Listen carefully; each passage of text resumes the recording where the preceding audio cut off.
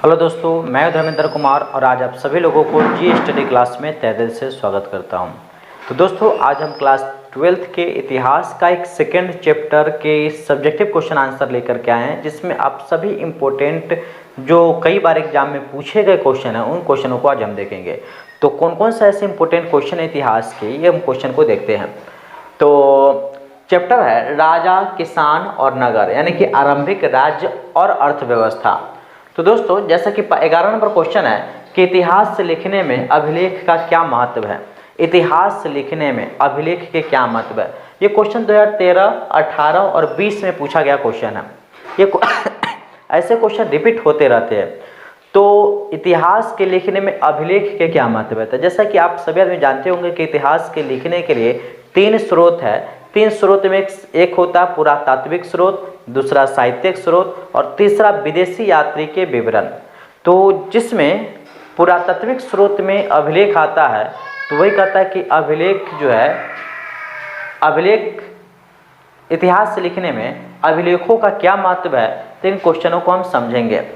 तो यहाँ पर है कि अभिलेख उन्हें कहते हैं जो पत्थर, धातु या मिट्टी की बर्तन जैसे कठोर सतह पर खुदे हुए होते हैं। अभिलेख उसे कहते हैं जो पत्थर, मिट्टी, बर्तन ये कठोर सतह पर खुदे हुए रहते, लिखा हुआ रहता, लेकिन खोद करके। जैसे कि आप 3 इडियट्स मूवी में देखे होंगे कि एक जो है हीरो का चैलेंज देता है और उस पर क्या करता है, एक क्या बोलते हैं, शीशी की बोतल के ग्लास से लेकर के उस पर जोर से उसको क्या कर देता, लिख देता है। तो यही है, देखो कि अभिलेख उन्हें कहते हैं। ऐसे हम बाद में इस पर एक पिक्चर लगा देंगे कि अभिलेख देख लेंगे कि क्या है अभिलेख से। तो अभिलेख जो पत्थर या धातु या मिट्टी के बर्तन जैसी कठोर सतह पर खुदे हुए हैं। अभिलेख में उन लोगों की उपलब्धियां, क्रियाकलाप या विचार लिखे जाते हैं। अभिलेख जो है उसमें उन लोगों को, कैसे लोगों को आगे हम देखेंगे, उन लोगों की उपलब्धियां, क्रियाकलाप या विचार लिखे जाते हैं जो उन्हें बनवाते हैं। अभिलेख की विशेषता निम्नलिखित है, यानी कि अभिलेख में प्राचीन काल में अभिलेख जो है वो पत्थर, धातु, मिट्टी के बर्तन, मंदिरों के पीछे, मूर्ति के पीछे, मूर्ति जो होता था उसके पीछे भी किसी स्तंभ है उस पर भी लिखा हुआ रहता था। तो ये अभिलेख उन लोगों के द्वारा लिखवाया जाता था और उन लोगों के द्वारा लिखवाया जाता, खुदे हुए रहते थे। और अभिलेख में उन लोगों की उपलब्धियां और क्रियाकलाप या विचार मिलते थे जो उन्हें बनवाते थे, उन्हीं के क्रियाकलाप ये सब मिलते थे।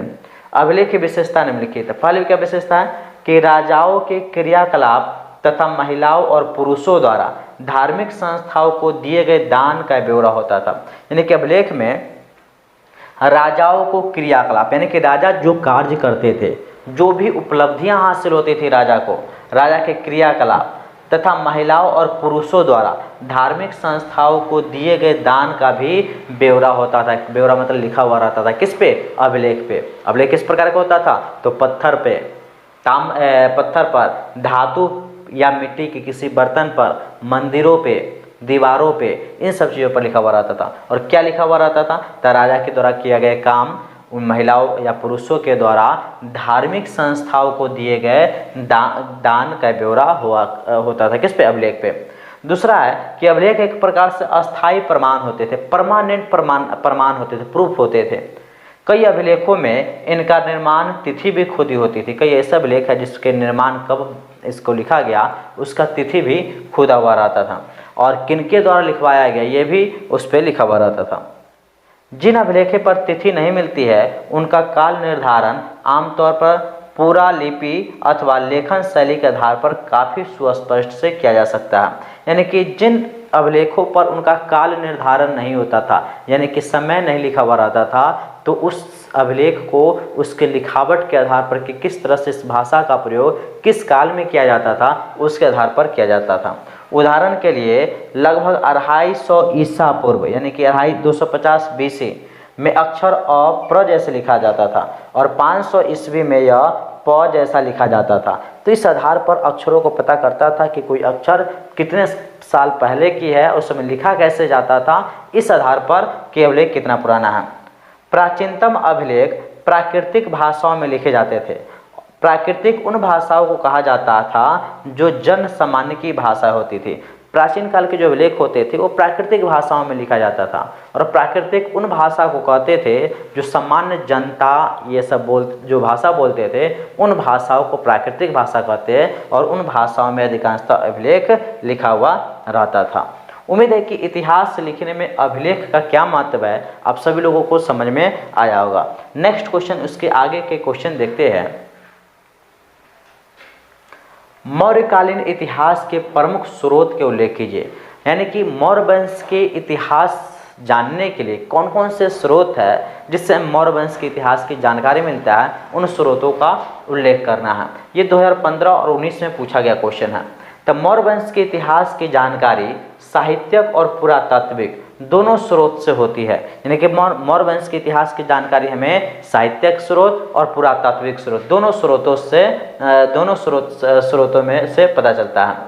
साहित्यक स्रोत में यूनानी यात्री मेगास्थनीज द्वारा लिखा गया। यानी कि देखिए मौर्य वंश के इतिहास की प्रमुख स्रोत कौन कौन है, तो बताइएगा कि मौर्य वंश के इतिहास की जानकारी साहित्यक और पुरातात्विक दोनों स्रोतों से होती है। यानी कि हमें इतिहास, आप सभी जानते हैं इतिहास के जानने के लिए 3 स्रोत है, पुरातात्विक स्रोत, साहित्यिक स्रोत और विदेशी यात्री के विवरण। लेकिन मौर्य वंश के इतिहास की जानकारी हमें साहित्यिक और पुरातात्विक दोनों स्रोतों से पता चलता है। कहता साहित्यिक स्रोत में यूनान के यात्री मेगास्थनीज द्वारा लिखा गया वृत्तांत, मेगास्थनीज के द्वारा लिखा गया पुस्तक यानी कि इंडिका और कौटिल्य के अर्थशास्त्र महत्वपूर्ण है, जो हमें किसकी इतिहास की जानकारी देता है, तो मौर्य वंश के इतिहास की जानकारी देता है। इसके साथ प्रवर्ती जैन धर्म यानी कि उस समय जैन धर्म, बौद्ध धर्म और पौराणिक ग्रंथ संस्कृत वाडगम में सभी सहायता मिलती है। किसके इतिहास जानने के लिए, मौर्य वंश के इतिहास जानने के लिए क्या क्या स्रोत है, तो जैन धर्म, बौद्ध धर्म और जैन और बौद्ध पौराणिक ग्रंथ और संस्कृत वाडगम में, यानी कि उस समय लिखी गई कई धार्मिक पुस्तकों से भी हमें मौर्य वंश के इतिहास की जानकारी मिलती है। पुरातात्विक स्रोत में अशोक के अभिलेख महत्वपूर्ण है। तो ये जो ऊपर था साहित्यिक स्रोत यानी कि मौर्य वंश के इतिहास के जानकारी के स्रोत जो है, तो मेगास्थनीज की पुस्तक इंडिका, उसका चंद्रगुप्त की पुस्तक चंद्रगुप्त बोलते चाणक्य और कौटिल्य, इनका पुस्तक चाणक्य और कौटिल्य दोनों एक ही आदमी है, तो इनके द्वारा लिखा गया पुस्तक अर्थशास्त्र। उसके बाद जैन ग्रंथ, बौद्ध ग्रंथ, पौराणिक ग्रंथ संस्कृत वाडगम में, ये सब साहित्यिक ग्रंथ है जिसके माध्यम से हमें मौर्य वंश के इतिहास की जानकारी मिलती है। उसके बाद कहता है पुरातात्विक स्रोत में अशोक के अभिलेख भी महत्वपूर्ण है।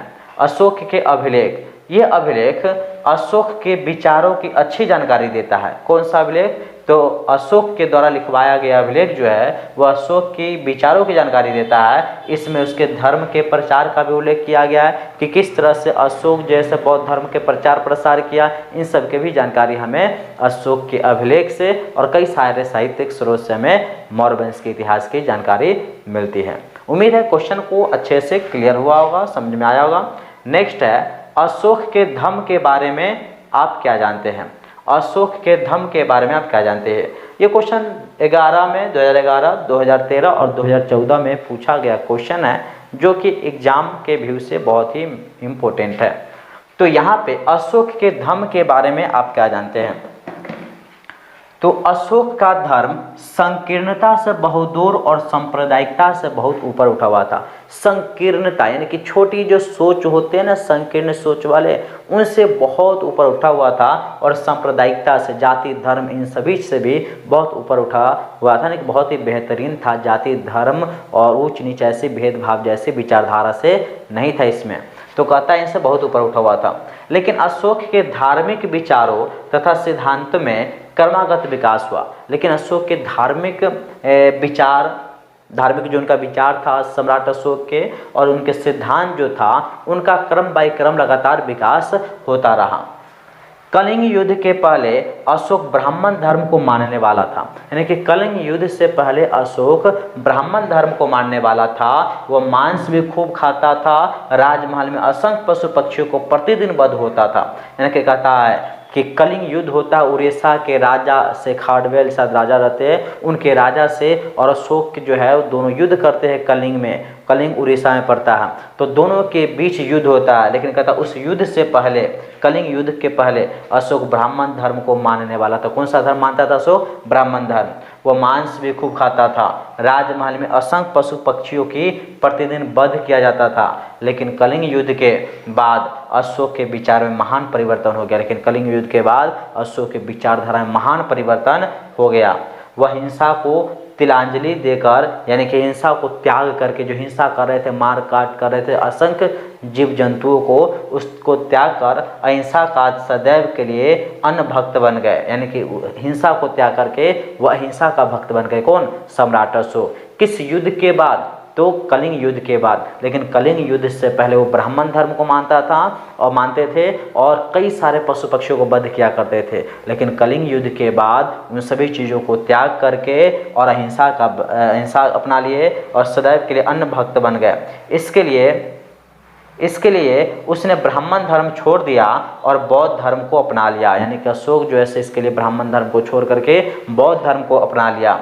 अशोक ने अपने धर्म से सांप्रदायिकता का अंत कर अपने धर्म से विश्व के सभी धर्मों को महत्वपूर्ण तत्वों को ग्रहण किया। मतलब अशोक ने अपने धर्म से सांप्रदायिकता को अंत कर दिया। जो धर्म जो था उसमें जाति से रिलेट था, उन चीज़ों को त्याग दिया, यानी कि जाति को हटा दिया और सबसे ऊपर धर्म को रखा। वो सभी जाति धर्म सभी को ये मानने के लिए वो लोगों को प्रेरित किया। संप्रदाय को अंत कर अपने धर्म में विश्व के सभी धर्मों में हम महत्वपूर्ण तत्व को ग्रहण किया और इसको विश्व धर्म में स्थान देने की कोशिश की गई।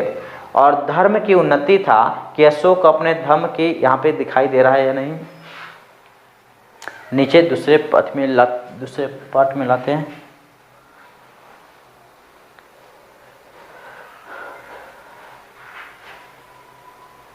सॉरी, वहाँ पे कुछ क्वेश्चन था यहाँ आने के। यहाँ पे कुछ क्वेश्चन आप लोगों को दिखाई नहीं दे रहा होगा, लेकिन हम कुछ पढ़ देते हैं, यहाँ पे बता देते हैं क्या है। धर्म की उन्नति। अशोक ने अपने धर्म की उन्नति के लिए, यानी कि अपने धर्म की उन्नति करना चाहते थे, इसके लिए व्यापक प्रचार करवाए और इसका उद्देश्य उसने निम्नलिखित कार्यों के लिए किया। यानी कि उन्होंने धर्म के प्रचार जो करवाए उसके निम्नलिखित उद्देश्य था, इसलिए उन्होंने इन चीज़ों को प्रचार प्रसार करवाए थे। उसने धर्म के सिद्धांतों को शिलालेख पर खुदवाया। उन्होंने धर्म के जो सिद्धांत था उन्होंने शिलालेख पर खुदवाए, यानी कि अभिलेखों पर लिखवाए, उन्होंने खुदवाया। उसने धर्म महामात्रों की नियुक्ति की और ये कर्मचारी राज में घूम घूम कर लोगों में धर्म के सिद्धांतों को प्रचार करते थे। क्या किए? उसने धर्म महापात्र यानी कि धर्म के जानकार व्यक्तियों को नियुक्त किए और ये कर्मचारी राज्य में सभी जगह पर घूम घूम कर लोगों को धर्म के सिद्धांतों को प्रचार करते थे, यानी कि उन धर्म को बारे में बताते थे। उसके बाद उसने धर्म के नियमों को स्वयं अपनाया। वो जो धर्म का जो नियम था वो पहले स्वयं अपनाया ताकि लोग उससे प्रभावित होकर के इन नियमों को अपनाएं। उसने अपने सभी कर्मचारियों के लोगों के साथ अच्छा व्यवहार करने का आदेश दिया। उन्होंने अपने कर्मचारियों के सभी लोगों के साथ अच्छा व्यवहार करने के लिए आदेश दिया कि सभी कर्मचारियों के साथ एक समान बर्ताव करने की उन्होंने लोगों को प्रेरणा दी। अब है नेक्स्ट है मौर्य प्रशासन की जानकारी। मौर्य प्रशासन यानी कि मौर्य वंश की जो प्रशासनिक व्यवस्था था, उन प्रशासनिक व्यवस्था की जानकारी हमें कैसे मिलती है? तो यहाँ पर देखते हैं कि मेगास्थनीज के वृत्तांत से पता चलता है। मेगास्थनीज के वृत्तांत। मेगास्थनीज एक इतिहासकार थे जो विदेशी इतिहासकार थे और उनके द्वारा लिखा गया पुस्तक का नाम है इंडिका। तो कहा गया है कि मेगास्थनीज के वृत्तांत से पता चलता है, यानी कि उनके द्वारा लिखा गया पुस्तक इंडिका से पता चलता है कि पाटलिपुत्र जैसे बड़े नगरों के लिए विशेष नागरिक प्रबंध की व्यवस्था की गई थी। यानी कि बताते हैं कि मेगास्थनीज मौर्य वंश की प्रशासन के बारे में कि पाटलिपुत्र जैसे बड़े नगरों के लिए विशेष नागरिक प्रबंधन की व्यवस्था की गई थी। इस नगर के लिए 20 सदस्यों का एक समिति थी जो बोर्डो में विभक्त था। यानी कि कहा था इस नगर के लिए 20 सदस्य की एक समिति थी जो बोर्डो में विभक्त था, यानी कि कई बोर्डो में विभक्त था। प्रत्येक बोर्ड में 5 सदस्य होते थे। प्रत्येक बोर्ड में कितने सदस्य होते थे? 5। ये बोर्ड निम्नलिखित ढंग से अपना कार्य करते थे। वो बोर्ड जो थे यानी कि जो समिति जो थी, वो समिति निम्नलिखित ढंग से अपना काम किया करते थे। कौन बताया ये बात? तो मेगास्थनीज ने बताया है। किस नगर के बारे में बताया है? तो पटना नगर के बारे में बताया है। लेकिन किसके शासन काल के बारे में, प्रशासन के बारे में बताया है? तो मौर्य वंश के प्रशासन के बारे में ये बताते हैं। क्या बताते हैं? कि पहले कार्य कला कौशल की देखभाल करना था। पहला का काम क्या था? जो सदस्य अलग अलग घोषित किया गया था, तो उसमें 5 सदस्य का, बोर्ड में 5 सदस्यों का एक समिति बना दिया गया था। तो उसमें पहला का कार्य कला कौशल की देखभाल करना, यानी कि कला कौशल का देखभाल करना, कारीगरों की सिर्फ वेतन नियत करना और दुख में सहायता करना आदि कार्य था पहला समिति का। दूसरा का काम क्या था? कि दूसरा का कार्य था विदेशियों को देखभाल करना और उनके लिए सुख सामग्री उपलब्ध कराना, उनकी निगरानी आदि रखना, ये दूसरा था। तीसरा था कि बोर्ड के कार्य जन्म मरण के हिसाब रखना था। बोर्ड का काम था क्या चीज़? जन्म मरण का, क्यों कितने मरते हैं, कितने जन्म लेते हैं, इनका हिसाब रखना, ताकि कर लगाने तथा अन्य प्रबंध करने की सुविधा रहे, ताकि टैक्स लेने की सुविधा प्राप्त रहे कि कितना टैक्स लेना है, कितना, इन सभी चीज़ों के बारे में वो तीसरा व्यक्ति काम करता था। चौथे का कार्य था कि व्यापार का प्रबंधन करना। चौथा जो समिति था उसका कार्य था व्यापार का प्रबंधन करना। और पांचवें का कार्य शिल्पलायों में बनी वस्तुओं को देखभाल करना, यानी कि शिल्प कला के माध्यम से बनाई गई वस्तुओं को देखभाल करना, उसको उन्नति करना, ये चौथे का काम था। पांचवें का काम, चौथे का कार्य था। और पांचवें के कार्य था, हाँ ये पांचवें का कार्य था। छठे के कार्य है कि छठे बोर्ड का कार्य था कि वस्तुओं की बिक्री पर लगे हुए विक्रय कर को एकत्र करना। छठे का काम क्या था? कि बोर्ड के कार्य में जो वस्तुओं पर जो बिक्री होता है उस पर टैक्स के कार्य को देखभाल करना और इकट्ठा करना, ये था 6 बोर्ड के काम। 6 बोर्ड के काम था। ऐसे 5 ही बोर्ड था, 5 सदस्य होते थे और ये बोर्ड निम्नलिखित ढंग से कार्य करते। प्रत्येक बोर्ड में 5 सदस्य होते थे। टोटल कितनी थी संख्या उसको?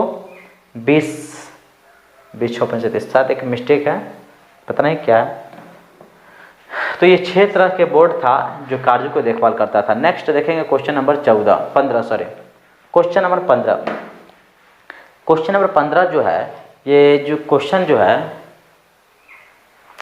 कि चंद्रगुप्त द्वितीय विक्रमादित्य की उपलब्धियों का वर्णन करें। चंद्रगुप्त द्वितीय विक्रमादित्य की उपलब्धियों का वर्णन करें। तो दोस्तों ये क्वेश्चन 2011, 14 और 17 में पूछा गया क्वेश्चन है। तो कहता है चंद्रगुप्त द्वितीय विक्रमादित्य की उपलब्धियों का वर्णन करें। उनके उपलब्धियों का वर्णन करना है, किसके? चंद्रगुप्त द्वितीय का। तो कहता है चंद्रगुप्त विक्रमादित्य की गिनती भारत के युग सम्राट में की जाती है। चंद्रगुप्त विक्रमादित्य की जो गिनती की जाती है ना, भारत के सबसे युग सम्राटों में, सबसे अच्छे सम्राटों में की जाती है। वह एक सफल तथा महान विजेता थे। कौन? तो चंद्रगुप्त द्वितीय। वह साहसी व्यक्ति थे। वह कठिन परिस्थितियों में भी अपने धैर्य नहीं खोता था। कौन? तो चंद्रगुप्त द्वितीय जो थे एक साहसी व्यक्ति थे जो अपने कठिन परिस्थितियों में भी अपना धैर्य नहीं खोते थे। उसने अपने बाहुबल से गुप्त साम्राज्य का विस्तार कर उसकी अनंत सेवा की। अपने बाहुबल से, अपनी शक्ति से गुप्त साम्राज्य को विस्तार करके और गुप्त साम्राज्य को उन्होंने संरक्षण किया था, यानी कि कहाँ फलस्वरूप गुप्त साम्राज्य की विस्तार कर उसकी अनंत सेवा की, जिसके फलस्वरूप गुप्त साम्राज्य की नींव कभी कमज़ोर नहीं हुई, जिसके कारण गुप्त साम्राज्य कभी कमज़ोर ही नहीं हो पाया। जो इससे पहले चंद्रगुप्त द्वितीय जो है गुप्त साम्राज्य की एक मजबूत स्थिति प्रदान किया था। वह एक बेजोड़ सेनानायक था। कौन? तो चंद्रगुप्त द्वितीय जो है एक बेजोड़ सेनानायक था। वह अपने देश में विदेशियों को देखना नहीं चाहता था, इसलिए उसने अनेकों को यहाँ से खदेड़ दिया। इसलिए वो अपने देश में विदेशियों को देखना नहीं चाहता था, इसलिए अनेकों विदेशियों को इन्होंने क्या कर दिया था? खदेड़ दिया था। किसने? चंद्रगुप्त द्वितीय। नहीं तो पता नहीं कब से हमारे देश पर और विदेशियों ने कब्जा कर लिया होता, लेकिन उन्होंने विदेशियों को देखना नहीं चाहता था। कूटनीतिक के क्षेत्र में वह अद्वितीय था, यानी कि कूटनीतिक के क्षेत्र में, राजनीतिक के क्षेत्र में विभिन्न प्रकार की बातों को समझने में, परिस्थितियों को समझने में, इनमें ये क्या थे, अद्वितीय थे। यानी कि अद्वितीय मतलब इसके जैसे दूसरा कोई नहीं था। वो अपने उद्देश्य की पूर्ति के लिए सुकर्म और कुकर्म कुछ नहीं समझता था, यानी कि अपना उद्देश्य को पूर्ति करने के लिए, अपने लक्ष्य को प्राप्ति करने के लिए कौन सा अच्छा कर्म है, कौन बुरा कर्म है, उन चीज़ों को उन्होंने नहीं मानता था। कहता है उसने एक नारी के वेश धारण कर शक राजा की हत्या की और अपने ज्येष्ठ भ्राता रामगुप्त को वध कर मगध की गद्दी को प्राप्त किया। यानी उसने एक नारी के वेश धारण करके, हुआ क्या चीज था कि चंद्रगुप्त के जो बड़े भाई थे, ज्येष्ठ भ्राता थे, भाई थे रामगुप्त, तो रामगुप्त और शक में युद्ध होता है। शक जो बाहरी आक्रमणकारी थे, तो रामगुप्त और शकों के बीच युद्ध होता है जिसमें रामगुप्त हार जाते हैं और शक जीत जाते हैं। तो जीत के उपलक्ष्य में शक जो है यह प्रस्ताव रखा रामगुप्त के पास कि आप अपनी पत्नी को मेरे पास भेजेंगे, हम अपने यहाँ दासी बना करके रखेंगे, ये शक। तो ये बात रामगुप्त के भाई चंद्रगुप्त द्वितीय को पता चला, तो उन्होंने बहुत गुस्सा आया और उन्होंने क्या किए कि अपने भाभी के भेष में वह शक के पास जाते हैं और शकों को हत्या करके वापस आते हैं और अपने भाई को भी, रामगुप्त को भी हत्या करके और अपनी भाभी से क्या कर लेते हैं, शादी करके, और गुप्त साम्राज्य यानी कि गद्दी पर प्राप्त किया, गद्दी प्राप्त कर लेते हैं। वह यह कि अपने ज्येष्ठ भ्राता रामगुप्त को वध कर मगध की गद्दी को प्राप्त किया। ध्रुव देवी को अपनी पत्नी बनाया, जो भाभी थी ध्रुव देवी, उसको अपनी पत्नी बनाया। उसने अन्य देशों के साथ वैवाहिक संबंध स्थापित किया। चंद्रगुप्त द्वितीय जो है उसने अन्य देशों के साथ भी वैवाहिक संबंध स्थापित कर अपने साम्राज्य को सुदृढ़ किया, मजबूत किया। और उसके इन सभी कार्यों से यह पता चलता है कि वह एक उच्च कोटि के कूटनीतिज्ञ था। इन सभी चीज़ों से पता चलता है कि चंद्रगुप्त द्वितीय जो थे वो उच्च कोटि के प्रतिभाशाली व्यक्ति थे। कूटनीतिक, उसमें एक अच्छे शासक के सभी गुण विद्यमान थे। किन में? चंद्रगुप्त द्वितीय में। उसकी शासन व्यवस्था बहुत अच्छी थी, वह न्याय प्रिय व्यक्ति थे, जिसके फलस्वरूप उसके साम्राज्य में शांति और सुव्यवस्था हो गई थी। उसके शासनकाल में अपराध बहुत कम हो गया था। किसके शासनकाल में? तो चंद्रगुप्त द्वितीय के शासनकाल में सभी बहुत कम होता था। धर्म के क्षेत्र में वो उदार था। स्वयं तो वह ब्राह्मण धर्म को अनुयायी था, लेकिन अन्य धर्मों से उसे घृणा नहीं थी। उसने दरबार में सभी तरह के धर्मावलंबियों को भी प्रश्रय देता था, यानी कि स्थान देता था, क्योंकि उसका एक सेनापति बौद्ध था, तो उसका संदीप विग्रह मंत्री शिव भक्त था। उसको साहित्य तथा साहित्यकारों में विशेष प्रेम था। उसके राज्य दरबार विद्वानों से खचाखच भरा रहता था। विद्वान और कलाकारों का वह हर तरह से मदद किया करता था। उसके नवरत्नों में भी कालिदास, भवभूति और धर्मंत्री आदि विशेष रूप से प्रसिद्ध थे। उनके शासनकाल में संस्कृत भाषा की बहुत उन्नति हुई और अतः उपर्युक्त विशेषताओं के आधार पर यह कहा जा सकता है कि चंद्रगुप्त द्वितीय विक्रमादित्य कुशल तथा ख्याति प्राप्त सम्राट था। इस प्रकार से आप देखें कि चंद्रगुप्त द्वितीय विक्रमादित्य जो थे कितने ख्याति प्राप्त, यानी कि कितने प्रसिद्ध व्यक्ति थे, कितने सर्वगुण संपन्न व्यक्ति थे, जो हर चीज़ों में, हर क्षेत्र में अपने कूटनीतिक के तहत स्थिति को भाप करके अपने साम्राज्य को मजबूती प्रदान किए थे। तो ये था चंद्रगुप्त के बारे में विशेषता था, चंद्रगुप्त द्वितीय के बारे में विशेषता था। और इसके बाद हम क्वेश्चन, नेक्स्ट क्वेश्चन देखेंगे। 15 नंबर क्वेश्चन तक हो गया। तो दोस्तों 5-5 क्वेश्चन का एक वीडियो ही बनाएंगे, 5-5 क्वेश्चन के, ताकि आप लोग इन क्वेश्चनों को देखकर समझ सकते हैं।